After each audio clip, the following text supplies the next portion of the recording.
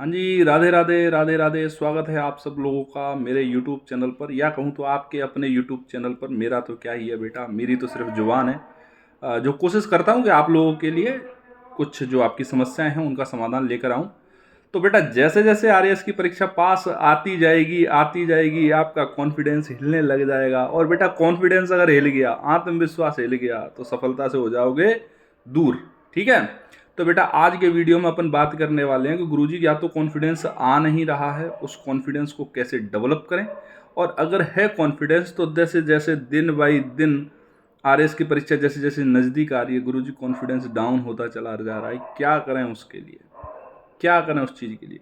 तो बेटा देखो, आप केवल पढ़ाई करते रहोगे, केवल चीज़ों को रटते रहोगे तो कॉन्फिडेंस ना तो आएगा, और अगर है भी थोड़ा बहुत तो जैसे जैसे परीक्षा नज़दीक आती जाएगी आपका वो कॉन्फिडेंस समाप्त होने लग जाएगा या गिरने लग जाएगा। देखो बेटा, कॉन्फिडेंस को बनाए रखने के लिए सबसे बेहतरीन उपाय होता है प्रैक्टिस।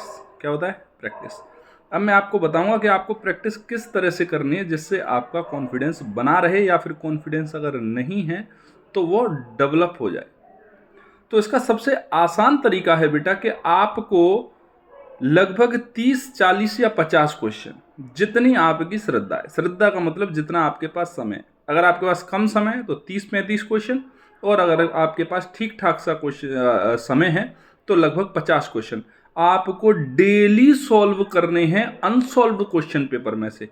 आप ये दिशा विशा की किताब आती है उनको लेके बैठ जाते हो, उनके नीचे आंसर दे रखें, आपकी क्रिएटिविटी काम नहीं करती है बिल्कुल भी। तो ऐसे में ना तो कॉन्फिडेंस आएगा और ना ही प्रैक्टिस होगी।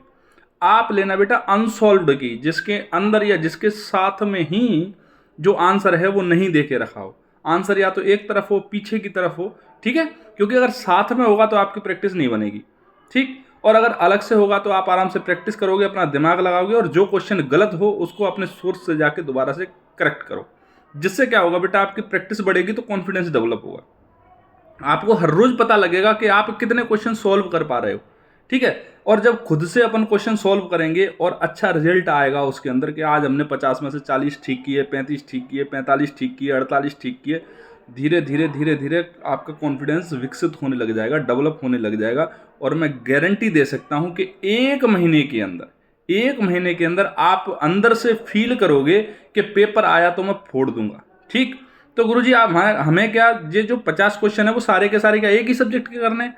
ये भी आपकी श्रद्धा है। वैसे मेरे हिसाब से अगर बात करो तो आपको मंडे को एक सब्जेक्ट का, ट्यूसडे को दूसरी का, वेडनेसडे को तीसरी का, थर्सडे को चौथी का, इस तरह से दिन बाई दिन क्या करने हैं, आपको डिवाइड कर लेते हैं।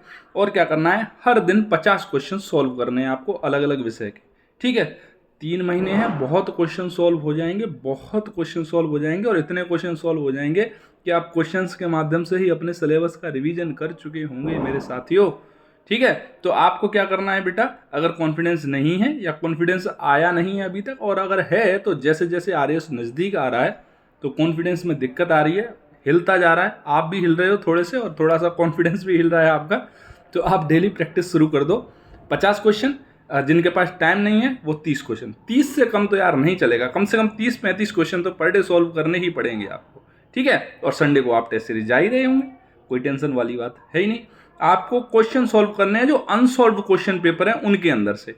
आपको ऐसे नहीं करने कि आप दिशा विशा की बहुत सारी किताबें आ रही हैं आजकल, लोगों में होड़ मची पड़ी है कि कौन आंसर तुरंत देगा, तो तुरंत आंसर आपको, हाँ उसमें से पढ़ो, खूब पढ़ो, लेकिन आपको जब प्रैक्टिस करनी है तो अनसॉल्व में से प्रैक्टिस करना बेटा। और जब अनसॉल्व में से प्रैक्टिस करोगे तो 1 महीने के अंदर ही आपका कॉन्फिडेंस बोलने लगेगा।